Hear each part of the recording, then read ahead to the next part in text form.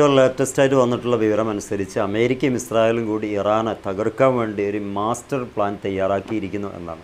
അതിനവർ പറയുന്ന പ്രധാനപ്പെട്ട കാര്യം, ജോർദാനിലെ പല വ്യത്യസ്തങ്ങളായിട്ടുള്ള പ്രവിശ്യകൾ സ്ഥാപിച്ചിട്ടുള്ള അവരുടെ ഡ്രോണുകൾ, അതുപോലെ തന്നെ അവരുടെ ബേസുകളിൽ സ്ഥാപിച്ചിട്ടുള്ള വലിയ വലിയ സംവിധാനങ്ങൾ ഒക്കെ തകർത്തിരിക്കുന്നു. അതോടൊപ്പം F-35 മൂന്നോളം വരുന്ന വിമാനങ്ങൾ, റഡാറുകൾ, സംവിധാനങ്ങൾ, ബന്ധപ്പെട്ട സകലമാന എല്ലാവിധ അമേരിക്കയുടെ ആയുധപ്പുരകളും എല്ലാം കത്തിച്ച് ചാമ്പലാക്കിയിരിക്കുന്നു എന്നാണ്. ഇറാൻ്റെ ആക്രമണത്തിൽ അതൊക്കെ സംഭവിച്ചു എന്നിരിക്കെ തിരിച്ചടി ആരംഭിക്കേണ്ട സമയമായിരിക്കുന്നു എന്നാണ് അമേരിക്കയുടെയും ഇസ്രായേലിൻ്റെയും മാനം. എങ്കിൽ ഈ ഒരു കാര്യത്തിൽ ബന്ധപ്പെട്ട മേഖലകളിൽ നിന്ന് വരുന്ന വാർത്ത അനുസരിച്ച് ഇനി സിവിലിയൻസിനെ നേരിടുമെന്നാണ് അമേരിക്കയുടെ ലക്ഷ്യം. കാരണം അമേരിക്ക അവരുടെ ഇറാൻ്റെ കുന്നിൻ മുകളിൽ ഒരുപാട് സ്ഫോടനങ്ങൾ നടത്തി, അനുബന്ധമായിട്ടുള്ള ബേസുകളൊക്കെ ആക്രമിച്ചു. അവസാനമായിട്ട് ഒരു ഫാമിലിയെ തന്നെ കൊന്നുകളയുന്ന ഒരു അക്രമം ഈ അടുത്തായിട്ടുണ്ടായി. ഒരു വീട്ടിലെ വാപ്പയും അമ്മയും ഒരു മകനും മരിച്ചത് നമ്മൾ കണ്ടതാണ് ഇറാനിൽ. അതിനോടനുബന്ധമായിട്ട് ജോർദാനിലും അതേപോലെ തന്നെ കുവൈറ്റിലും വ്യത്യസ്തമായിട്ടുള്ള സമയങ്ങളിൽ ആക്രമിക്കുന്ന ആ ഒരു സ്വഭാവത്തിൽ തന്നെ സൈനികരായിട്ടുള്ള 7ഓളം ആളുകൾ കൊല്ലപ്പെട്ടു എന്നുള്ളത് ഇറാനുകളും അവകാശപ്പെട്ടിട്ടുണ്ട്. അതിൻ്റെ സത്യാവസ്ഥ പുറത്തു വന്നിട്ടില്ല. എങ്കിലും ഇനിയുള്ള ഒരു യുദ്ധം അമേരിക്കയുടെയും ഇസ്രായേലിൻ്റെയും സംയുക്തമായിട്ടുള്ളൊരു നടത്തിപ്പിനാണ് ആഗ്രഹിക്കുന്നത് എന്നാണ് ട്രംപ് ഇപ്പോൾ പറഞ്ഞു വെക്കുന്നത്. ട്രംപ് പറയുന്ന ആകത്തുക നമ്മൾ നോക്കുകയാണെങ്കിൽ ഇവിടെ സംഭവിച്ച എല്ലാ സംഗതികളും ഇറാൻ്റെ എല്ലാവിധ പിടിപ്പുകേടുകൾ കൊണ്ടുമാണ്. ഞങ്ങൾ അവരോട് ഒരുപാട് തവണ സീസ്ഫയറിന് അഭ്യർത്ഥിച്ചിരുന്നു. അതുകൊണ്ടൊന്നും അവർ കീഴടങ്ങാതെ വന്നപ്പം ഇനി ഞങ്ങൾക്ക് ഇതല്ലാത്ത മറ്റു വഴികൾ ഇല്ല എന്നുള്ള ഒരു വിലയിരുത്തലാണ് അമേരിക്കയും നെതന്യാഹുവും നടത്തിയിട്ടുള്ളത്.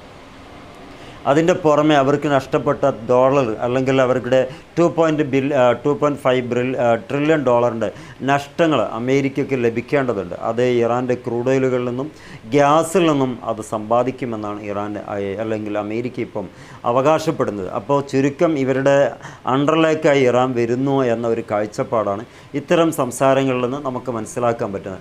അങ്ങനെയാണെങ്കിൽ ഇറാൻ്റെ അടുത്ത വലിയൊരു യുദ്ധത്തിൽ ഇറാൻ്റെ ഭാവി എന്താണുള്ളതാണ്. ആയത്തുള്ള ഖാംനയുടെ പിൻതലമുറക്കാരനായ മുജ്തബ ഖാംനയും മസൂദ് പെഷസ്കിയാനും അബ്ബാസ് അരാജ്ക്കും ഈ വിഷയത്തിൽ കാര്യമായിട്ട് പറയപ്പെടുന്നത് അമേരിക്കയും നെതന്യാഹുവും സംയുക്തമായിട്ടുള്ളൊരു ആക്രമണം, ആഴ്ചകൾ നീണ്ടു നിൽക്കുന്ന ഒരു ആക്രമണം ഈ ഇറാൻ്റെ മണ്ണിൽ ഉണ്ടാകുമെന്നുള്ള ഞങ്ങളുടെ ഇൻ്റലിജൻസ് റിപ്പോർട്ട് ഞങ്ങൾക്ക് നൽകിയിരിക്കുന്നു. എന്താണെങ്കിലും അറബികളെ ഉപയോഗിച്ചുകൊണ്ട്, അറേബ്യൻ നാടുകളെ ഉപയോഗിച്ചുകൊണ്ട് ഞങ്ങൾ ആക്രമിക്കാനും കീഴ്പ്പെടുത്താനും വേണ്ടി ശ്രമിക്കുകയാണെങ്കിൽ അറബികളൊന്ന് മനസ്സിലാക്കുക, ഞങ്ങളുടെ നഷ്ടങ്ങളുടെ തോതനുസരിച്ച് വളരെ കൂടുതൽ പ്രഹരശേഷിയുള്ള ഇതുവരെ ഉപയോഗിക്കാത്ത മിസൈലുകൾ നിങ്ങളെ തേടി വരും. നിങ്ങളത് അനുഭവിച്ച് മുന്നോട്ട് പോകേണ്ടി വരും. താങ്ങാൻ നിങ്ങൾക്കാകില്ല. പിന്നെ മറ്റൊരു പ്രധാനപ്പെട്ട കാര്യം കൂടി പറയുന്നുണ്ട്.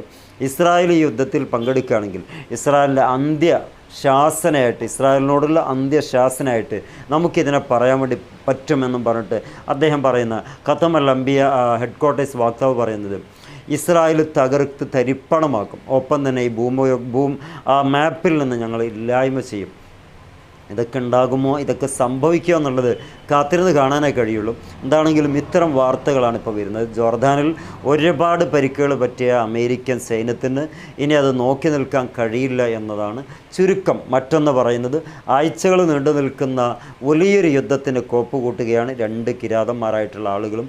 കാത്തിരിക്കാൻ പുതിയ അപ്ഡേഷനുമായിട്ട്. ഈ ഒരു അപ്ഡേഷനിൽ നമുക്ക് മനസ്സിലാക്കാൻ പറ്റുന്നത് ഇതുവരെ ഉണ്ടായതിൽ നിന്ന് വ്യത്യസ്തമായിട്ടുള്ള ഒരു വലിയൊരു യുദ്ധത്തിന് ഒരുങ്ങുന്നതായിട്ടാണ് ഇൻ്റലിജൻസ് റിപ്പോർട്ടുകളൊക്കെ അമേരിക്കയുടെ ഭാഗത്തുനിന്ന് ഇസ്രായേലിൻ്റെ ഭാഗത്തു നിന്നൊക്കെ വരുന്നത്.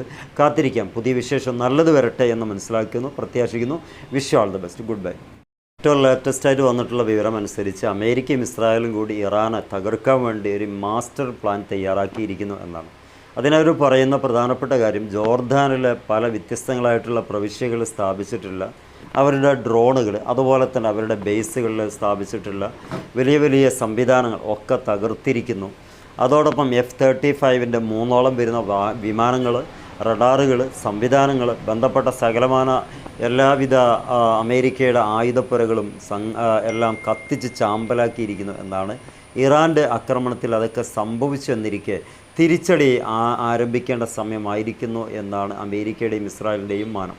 എങ്കിൽ ഈ ഒരു കാര്യത്തിൽ ബന്ധപ്പെട്ട മേഖലകളിൽ നിന്ന് വരുന്ന വാർത്ത അനുസരിച്ച് ഇനി സിവിലിയൻസിനെ നേരിടുമെന്നാണ് അമേരിക്കയുടെ ലക്ഷ്യം. കാരണം അമേരിക്ക അവരുടെ ഇറാൻ്റെ കുന്നിൻ മുകളിൽ ഒരുപാട് സ്ഫോടനങ്ങൾ നടത്തി, അനുബന്ധമായിട്ടുള്ള ബേസുകളൊക്കെ ആക്രമിച്ചു. അവസാനമായിട്ട് ഒരു ഫാമിലിയെ തന്നെ കൊന്നുകളയുന്ന ഒരു അക്രമം ഈ അടുത്തായിട്ടുണ്ടായി. ഒരു വീട്ടിലെ വാപ്പയും അമ്മയും ഒരു മകനും മരിച്ചത് നമ്മൾ കണ്ടതാണ് ഇറാനിൽ.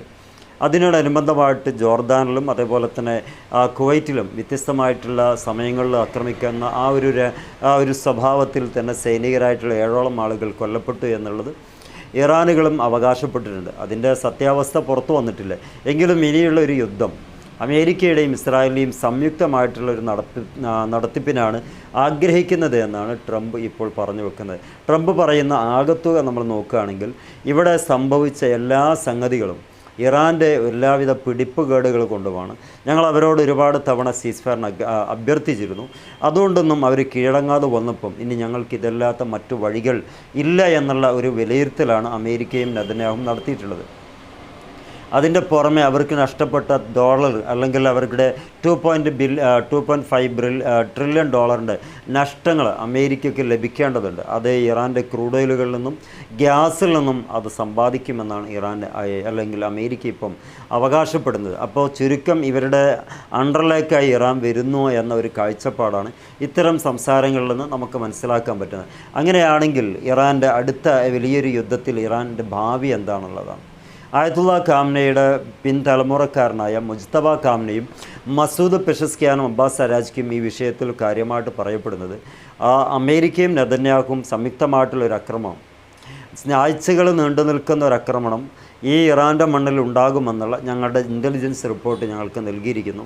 എന്താണെങ്കിലും അറബികളെ ഉപയോഗിച്ചുകൊണ്ട്, അറേബ്യൻ നാടുകളെ ഉപയോഗിച്ചുകൊണ്ട് ഞങ്ങൾ ആക്രമിക്കാനും കീഴ്പ്പെടുത്താനും വേണ്ടി ശ്രമിക്കുകയാണെങ്കിൽ അറബികളൊന്നും മനസ്സിലാക്കുക, ഞങ്ങളുടെ നഷ്ടങ്ങളുടെ തോതനുസരിച്ച് വളരെ കൂടുതൽ പ്രഹരശേഷിയുള്ള ഇതുവരെ ഉപയോഗിക്കാത്ത മിസൈലുകൾ നിങ്ങളെ തേടി വരും. നിങ്ങളത് അനുഭവിച്ച് മുന്നോട്ട് പോകേണ്ടി വരും. താങ്ങാൻ നിങ്ങൾക്കാകില്ല. പിന്നെ മറ്റൊരു പ്രധാനപ്പെട്ട കാര്യം കൂടി പറയുന്നുണ്ട്. ഇസ്രായേൽ ഈ യുദ്ധത്തിൽ പങ്കെടുക്കുകയാണെങ്കിൽ ഇസ്രായേലിനോടുള്ള അന്ത്യശാസനയായിട്ട് നമുക്കിതിനെ പറയാൻ വേണ്ടി പറ്റുമെന്നും പറഞ്ഞിട്ട് അദ്ദേഹം പറയുന്ന ഖത്തം അൽ അംബിയ ഹെഡ്ക്വാർട്ടേഴ്സ് വക്താവ് പറയുന്നത് ഇസ്രായേൽ തകർത്ത് തരിപ്പണമാക്കും, ഒപ്പം തന്നെ ഈ മാപ്പിൽ നിന്ന് ഞങ്ങൾ ഇല്ലായ്മ ചെയ്യും. ഇതൊക്കെ ഉണ്ടാകുമോ, ഇതൊക്കെ സംഭവിക്കുമോ എന്നുള്ളത് കാത്തിരുന്ന് കാണാനേ കഴിയുള്ളൂ. എന്താണെങ്കിലും ഇത്തരം വാർത്തകളാണ് ഇപ്പോൾ വരുന്നത്. ജോർദാനിൽ ഒരുപാട് പരിക്കുകൾ പറ്റിയ അമേരിക്കൻ സൈന്യത്തിന് ഇനി അത് നോക്കി നിൽക്കാൻ കഴിയില്ല എന്നതാണ് ചുരുക്കം. മറ്റൊന്ന് പറയുന്നത് ആഴ്ചകൾ നീണ്ടു നിൽക്കുന്ന വലിയൊരു യുദ്ധത്തിന് കോപ്പ് കൂട്ടുകയാണ് രണ്ട് കിരാതന്മാരായിട്ടുള്ള ആളുകളും. കാത്തിരിക്കാൻ പുതിയ അപ്ഡേഷനുമായിട്ട്. ഈ ഒരു അപ്ഡേഷനിൽ നമുക്ക് മനസ്സിലാക്കാൻ പറ്റുന്നത് ഇതുവരെ ഉണ്ടായതിൽ നിന്ന് വ്യത്യസ്തമായിട്ടുള്ള വലിയൊരു യുദ്ധത്തിന് ഒരുങ്ങുന്നതായിട്ടാണ് ഇൻ്റലിജൻസ് റിപ്പോർട്ടുകളൊക്കെ അമേരിക്കയുടെ ഭാഗത്തുനിന്ന് ഇസ്രായേലിൻ്റെ ഭാഗത്തു നിന്നൊക്കെ വരുന്നത്. കാത്തിരിക്കാം. പുതിയ വിശേഷം നല്ലത് വരട്ടെ എന്ന് മനസ്സിലാക്കുന്നു, പ്രത്യാശിക്കുന്നു. Wish you all the best. Good by.